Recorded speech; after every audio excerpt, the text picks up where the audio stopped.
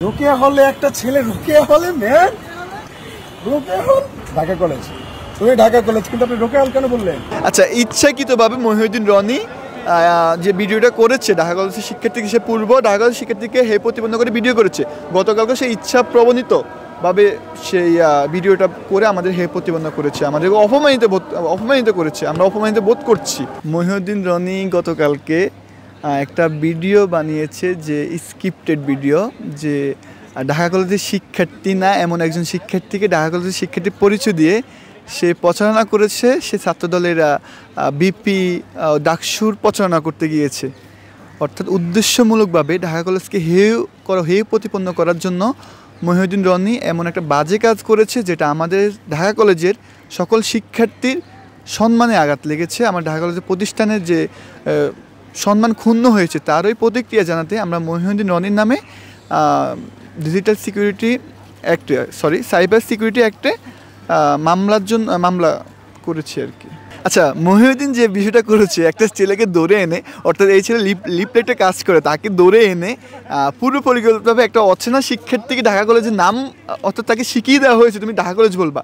আর video সে আরেকজনকে video করতেছিল, তার মানে এটা কী বোঝাচ্ছে? একজন ভিডিও করতেছিল, আরেকজন ভিডিও করতেছে, তার ভাববে এমন মনে হচ্ছে যে শিখিয়ে তাকে বলা হচ্ছে তুমি ঢাকা কলেজের নাম বলবে, আমি তোমাকে ভিডিও করবো, তুমি এটা করো। এভাবেই হয়ে আসছে কথা যে ভিডিওটা। অর্থাৎ সে ঢাকা কলেজে এমন একজন শিক্ষার্থী নাই যে ঢাকা কলেজে বলে অত রোকেয়া হল চিনবে না। এটা টোটালি একটা হাস্যকর বিষয়। ঢাকা কলেজে বলে রোকেয়া হল চিনবে না, তার মানে বুঝেন এটা কতটা স্ক্রিপ্টেড একটা ভিডিও তৈরি করে ঢাকা কলেজকে হেয় প্রতিবন্ধ করার জন্য সে একটা ভিডিও তৈরি করেছে আর কি। আমার ঢাকা কলেজে এখানে যারা আমরা পড়াশোনা করি তারা জানবো না কেন ভাই, রোকেয়া হল সারা বাংলাদেশের মানুষজন রোকেয়া হল একটা মেয়েদের হল। সেখানে একজন ঢাকা ইউনিভার্সিটির ছেলে, অর্থাৎ অনার্সে পড়ে, সে ছেলে বলবে আমি ঢাকা কলেজে পড়ি, আমি থাকি রোকেয়া হলে। এটা কোন ধরনের? এটা হচ্ছে স্ক্রিপ্টেড একটা কন্টেন্ট হিসাবে আমি এখানে সম্পূর্ণ উপস্থাপন করতেছি। এটা পূর্ব পরিকল্পিত। যে একজন বাচ্চা ছেলে দেখলে বুঝবে যে এটা স্ক্রিপ্টেড ভিডিও, এটা যে ঢাকা কলেজে পড়ে অথচ রোকেয়া হল চিনে না, মানে পুরাই একটা জোকসে পরিণত করা হয়েছে। তারই প্রতিক্রিয়া জানাতে আমরা আজকে সকালে সাংবাদিক সম্মেলন করেছি। গতকালকে রাতে আমাদের এখানে হলপাড়ায় মিছিল হয়েছে। তারপরে আমরা শাহবাগ থানায় আমরা অবশ্যই একজন আইনজীবীর সাথে যোগাযোগ রক্ষা করছি।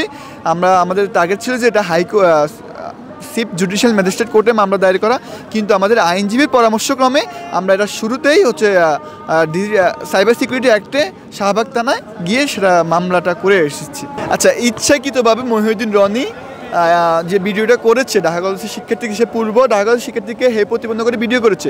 গতকালকে সে ইচ্ছা প্রবণিতভাবে সেই ভিডিওটা করে আমাদের হে প্রতিবন্ধ করেছে, আমাদের অপমানিত করেছে। আমরা অপমানিত বোধ করছি। তার বিরুদ্ধে কী বলবো, সে হচ্ছে একজন ফুটেজখোর ইউটিউবার। 2 দিন পর সেই নিজে ভাইরাল হওয়ার জন্য বিভিন্ন ইস্যুকে সামনে নিয়ে আসে। আসলে যে ইস্যুগুলো কোনো কাজের না, যে ইস্যুগুলো আসলে মবের মতো একটা কোনো ইস্যু, সেই সব ইস্যুকে সে সামনে নিয়ে আসে সে ভাইরাল হওয়ার জন্য।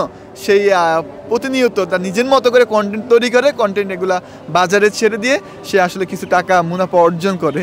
এর বাইরে তাকে আমি কোনোভাবেই একজন কি বলবো, তাকে আমি কোনোভাবে একটা মন্তব্য করতে পারছি না। সে আসলে কি, তার বিরুদ্ধে আমি কী বলবো? সে তার কোনো কাতারেই পড়তেছে না। সে একজন কন্টেন্ট বানাবে অবশ্যই যুক্তিশীল। যে একজন অ্যাক্টিভিস্ট হবে, তার কথাগুলো হবে যৌক্তিক এবং যেগুলো হচ্ছে সর্বাধিক স্বীকৃত, যেগুলো হচ্ছে আসলে সত্য, সেগুলো সে প্রকাশ করবে। কিন্তু তা না করে সে নিজের মন মতো করে কোনো পরিকল্পনা করে কোনো ভিডিও তৈরি করে সেগুলো বাজারে ছেড়ে দেয়, যে মানুষকে অপমান করা যায়, কীভাবে ভাইরাল হওয়া যায়, এগুলাই।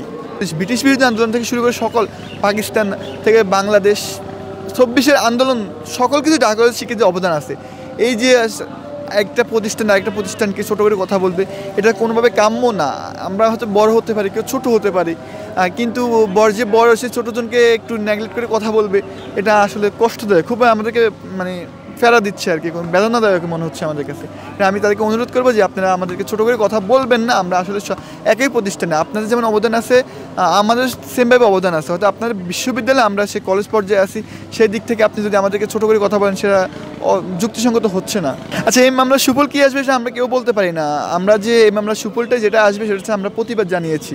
মেইন হচ্ছে আমরা প্রতিবাদ করেছি যে তার বিরুদ্ধে মিথ্যা প্রোপাগান্ডামূলক ভিডিওর বিরুদ্ধে, তথ্যের বিরুদ্ধে আমরা প্রতিবাদ জানিয়েছি। সেটাই হচ্ছে আমাদের এই প্রথম সফলতা। তা পরবর্তীতে যে মামলা কি হবে, রেজাল্ট কি আসবে, সেটা আমাদের এটা আইনগতভাবে প্রসেস হবে। আমরা আমাদের আইনজীবী আছে, আইনজীবীর সাথে কথা বলে পরবর্তী স্টেপে যাব।